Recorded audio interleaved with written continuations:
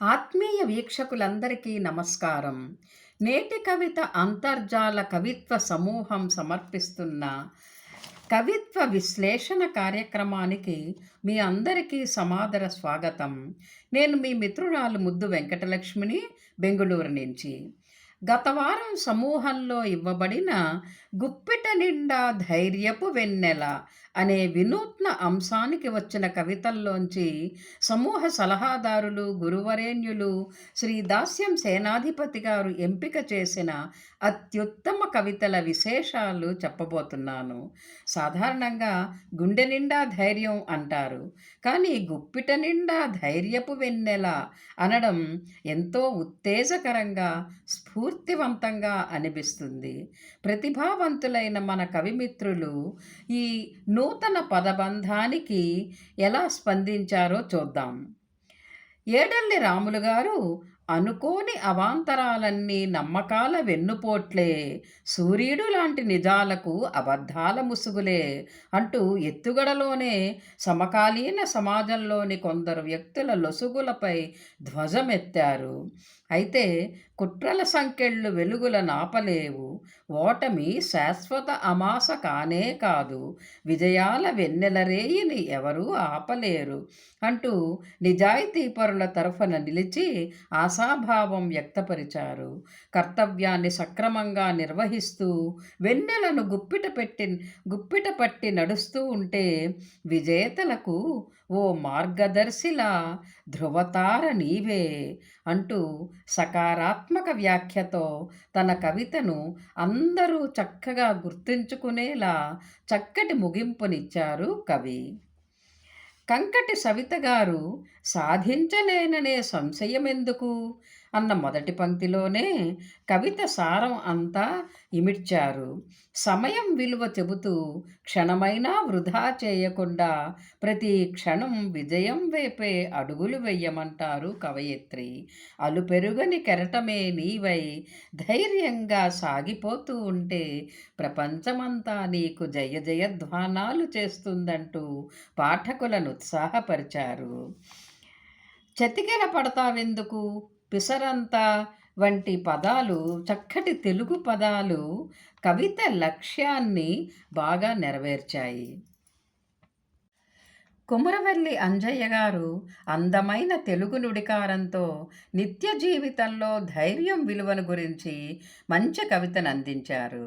కొన్ని పనులు బెడిసికొట్టినప్పుడు భయం గడపలకొచ్చి కూసుంటుంది, మాటలో చేతలో వణుకు పుడుతుంది. అలాంటి పరిస్థితిలోనే కాస్తంత ధైర్యం వహిస్తే చాలు, అది భయం తల బద్దల కొడుతుందంటారు. ఒక్కొక్కసారి మైకు ముందు మాట్లాడడానికి గుండె దడదడలాడుతుంది, కానీ ఒక్కసారి మన మనస్సుకు ధైర్యం చెప్పుకున్నామంటే చాలు, మాట ప్రవాహమైతుంది, ముచ్చట్లు చెప్పినట్టే ముందుకురుకుతుంది అంటూ అందరికీ అనుభవైక వేద్యమైన ఉదాహరణ చెప్పారు. గుప్పటి నిండా ధైర్యం వచ్చి చేరితే సంకలో పిల్లల నవ్వుల వెన్నెలలు అంటూ ఆయన చేసిన వర్ణన చాలా బాగుంది. విద్యాసాగర్ రెడ్డి గారు ధైర్యే సాహసే లక్ష్మి అనే శీర్షికతో వ్రాస్తూ జీవితం అస్తవ్యస్తమైన స్థితిలో వెన్నుదన్నుగా నిలిచి ముందుకు నడిపించేది గుప్పిట నిండా ఉన్న ధైర్యపు వెన్నెలే, అమావాస్య చీకటిని సైతం ఆహ్వానించగలిగేది ధైర్యమే అంటారు. నిజం, కవి అన్నట్లు ధైర్యమే మనిషికి ప్రాణవాయువు. అదే లేకపోతే ప్రతి అడుగు అభద్రతాభావంతో నిండిపోతుంది, బిక్కుబిక్కుమంటూ జీవితం గడపవలసి వస్తుంది.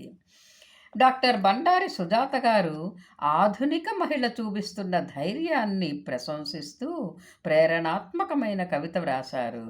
ఆమె అన్నట్లు, కాలం మారినా అడుగు ముందుకేస్తూ ప్రగతి సాధిస్తూ ఉన్న పడతికి మాత్రం వెక్కిరింపులు తప్పలేదు, అమ్మ అత్తల చూపులో భేదం మారలేదు. అయినా సరే ఆడపిల్లకు జన్మనివ్వగానే ఎదురయ్యే కర్కశత్వాన్ని ధైర్యంగా ఎదుర్కోవాలంటారు కవయిత్రి.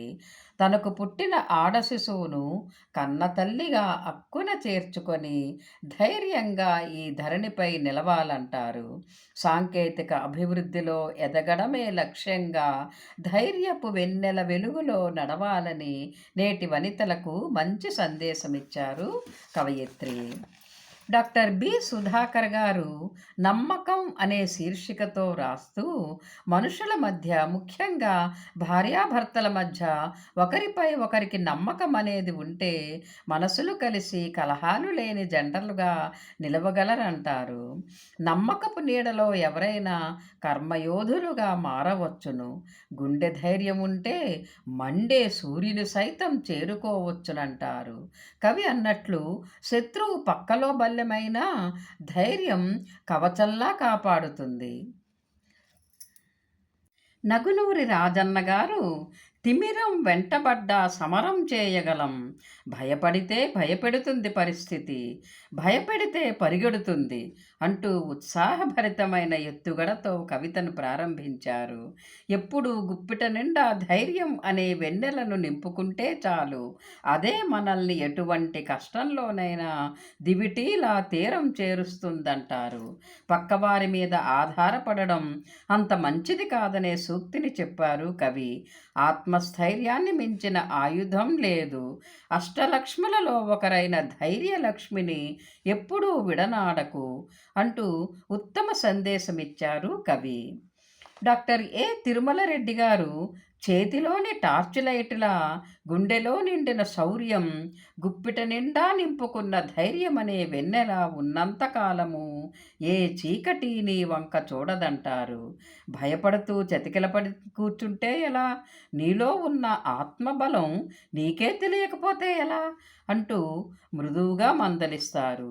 ఉలిదెబ్బలు తిన్న రాయే అందమైన శిల్పంగా మారినట్లు కష్టాల్లోనే ధైర్యం వహించాలని ప్రబోధించారు కవి. భ్రమరి కలం పేరుతో చక్కటి కవితలందించే కవయిత్రి రమాదేవి రేవునిపాటి గారు వెన్నెల సోనలు శీర్షికతో ప్రేరణదాయకమైన కవిత వ్రాశారు. కష్టాల కడలి తరంగాల్లో మునకలు వెయ్యవలసి వచ్చినా ధైర్యాన్ని విడనాడకు సోదరా అంటూ పాఠకుల వెన్ను తడతారు కవయిత్రి. మన మనోధైర్యమే మనల్ని కాపాడుతుందంటారు. భయానికి తల వంచకుండా జీవిత పయనాన్ని సుగమం చేసుకొని ఆనంద తీరాలు చేరాలంటే గుప్పిట నిండా ధైర్యమనే వెన్నెల కాంతి చాలా అవసరమంటారు కవయిత్రి. రాయవరపు సరస్వతి గారు ఒంటరినని నిరాశ చెందవద్దంటూ లోకానికంతటికీ వెలుగునిచ్చే సూర్యుడు ఒంటరివాడేనని తెలుసుకోమంటారు. మన జీవితాలను నడిపించేది ఆ పరమాత్ముడే. అందుకే కష్టాలకు కృంగిపోకుండా, సుఖాలకు పొంగిపోకుండా భగవంతుడిపైన, తనపై తాను విశ్వాసం ఉంచుకోవాలంటారు. అటువంటి జీవన శైలిని పాటించినప్పుడే చక్కటి అవకాశం తప్పకుండా లభిస్తుందంటారు. అనవసర గర్వం లేకుండా ధైర్యంతో జీవితాన్ని సాగిస్తేనే మనం అనుకున్నవన్నీ సాధించగలమంటూ మంచి సందేశం ఇచ్చారు కవయిత్రి. లక్ష్మీ పద్మజ దుగ్గజ గారు గుప్పెడంత గుండెలో కొండంత ధైర్యాన్ని నింపుకుంటేనే మడమ తిప్పక ఆశయ శిఖరాన్ని చేరుకోగలమంటారు. ఎవరో వస్తారు, ఏదో చేస్తారు అని ఎదురు చూడకుండా, నిస్పృహలకు తావివ్వకుండా గుప్పిట నిండా ధైర్యం అనే వెన్నెలను నింపుకొని ముందుకు సాగాలంటూ పాఠకుల భుజం తట్టి చెబుతారు కవయిత్రి. మనలో ఉండే ధైర్యం అసాధ్యాలను కూడా సుసాధ్యాలు చెయ్యగలదనే జీవిత సత్యం చెప్పారు ఆమె. లింగుట్ల వెంకటేశ్వర్లు గారు అంధకారంలో నిండా మునిగినప్పుడు ఎవరు తోడురాని క్షణాలలోనే సంకల్ప బలంతో ధైర్యంగా స్వీయ నిర్ణయం తీసుకోవాలంటారు. లోతట్టు శ్వాస ప్రక్రియ ద్వారా నిర్భీతిగా నడుస్తూ వెన్నెలదారులను ఒడిసి పట్టుకోవాలని, లక్ష్యం తర్వాత లక్ష్యం సాధిస్తూ నడుచుకోవాలని కవి చెప్పిన తీరు బాగుంది. ఆలోచనల్లో ధైర్యాన్ని, విశ్వాసాన్ని నిలుపుకొని ముందుకు సాగితే విజయం తప్పక అందుతుందనే విలువైన సందేశం ఇచ్చారు కవి. ఉరిమళ్ళ సునంద గారు తనదైన విలక్షణ శైలిలో వాస్తవాలను కవిత్వీకరించి చెప్పారు. మనం ఏమీ అనకుండానే ఎదురయ్యే మాటల దాడులు, జీవనయానంలో కలిగే భయోత్పాతాల అలజడుల వల్ల వెన్నులోంచి భయం పుట్టి గుండె చప్పుడు వేగం హెచ్చి మనిషిని చిగురుటాకులా వణికిస్తుందని, చావో రేవో తేల్చుకొమ్మని హెచ్చరిస్తుందని అన్నారు. అయితే అప్పుడే గుప్పిట నిండా దాచుకున్న ధైర్యపు వెన్నెలను ఆయుధంగా మార్చుకున్న వేళ గుండె చప్పుళ్ళు జయ జయధ్వానాలవుతాయని అద్భుతంగా వర్ణించారు కవయిత్రి. బత్తిన గీతాకుమారి గారు ఆద్యంతము ఆలంకారిక శైలిలో గొప్ప ప్రేరణదాయక కవితను అందించారు. కానరాని గమ్యం కరిగిపోయిన కలలా వెక్కిరిస్తూ ఉంటే, ఆపన్న హస్తాలు అత్తిపత్తి ఆకుల్లా ముడుచుకుపోతూ ఉంటే, మనసు వెలగాలి స్థైర్యపు కాగడాలా అంటూ మనోధైర్యం యొక్క అవసరాన్ని బాగా తెలియజేశారు. ఒక్క పున్నమి చాలు వేవేల జ్యోతులు వెలిగించడానికి అంటారు కవయిత్రి. ధైర్యం ఉంటే చాలు బ్రతుకంతా నిత్య దీపావళే అంటూ కవితకు ఉల్లాసకరమైన ముగింపునిచ్చారు కవయిత్రి. రాచర్ల సులోచన గారు ధైర్యమే నీ ఆయుధం అంటూ ఎంతో స్ఫూర్తిదాయకమైన కవితను అందించారు. మానవ జీవితం నిత్య సంఘర్షణలతో నిండి ఉండి కుటుంబ బంధాలను బలపరుచుకునే దిశలో సాగుతూ ఉంటుందంటారు. ఆ పయనంలో ఒక్కొక్కసారి గాఢాంధకారం అలుముకోవచ్చు. అందుకే ఓ మనిషి, గుప్పిట నిండా ధైర్యమనే వెన్నెలను వెంట తీసుకొని వెళ్ళు అంటూ ఉద్బోధిస్తారు కవయిత్రి. ఓటమినెప్పుడూ ఒప్పుకోకుండా విసిరి కొట్టబడ్డ బంతి అంతే వేగంతో పైకి లేచినట్లు ముళ్ళదారిలోనైనా ముందుకు సాగి విజయం చేజిక్కించుకోవాలని ఉత్తమ సందేశమిచ్చారు కవయిత్రి. అక్కి నరసింహులు గౌడ్ గారు బ్రతుకు బాటలో చక్కగా నడవగలిగేందుకు ఆత్మవిశ్వాసము, ధైర్యము ఉండాలంటారు. ధీరోదాత్తుడైన మనిషి కష్టసుఖాలను ఒకే విధంగా స్వీకరిస్తూ జీవితంలో విజయాలు సాధిస్తాడంటారు. చేతిలో ఆయుధం ఉన్నా లేకపోయినా ఆత్మవిశ్వాసం ఉన్నవాడు చివరి నిమిషం వరకు పోరాడుతూ విజయమే తన ఊపిరిగా జీవిస్తాడంటూ అక్షర సత్యం చెప్పారు కవి. కందుకూరి మనోహర్ గారు భయం అనేది తాడును చూసి పామనుకోవడం లాంటిదే అంటారు. ధైర్యంగా నిలబడితే ఎదుటివాడే భయపడతాడంటారు. నువ్వెప్పుడూ చేతకాని వాడివి కావు, నీలో 1000 ఏనుగుల బలముందని తెలుసుకో అంటూ పాఠకులను ఉత్తేజపరుస్తారు. జాంబవంతుడు చెబితేనే హనుమంతుడికి తనలో సముద్రాన్ని దాటే శక్తి ఉందని తెలిసిందని, కురుక్షేత్రంలో శ్రీకృష్ణుడిచ్చిన ధైర్యంతో అర్జునుడు సంశయాన్ని వదిలి కర్తవ్యోన్ముఖుడయ్యాడని అంటారు.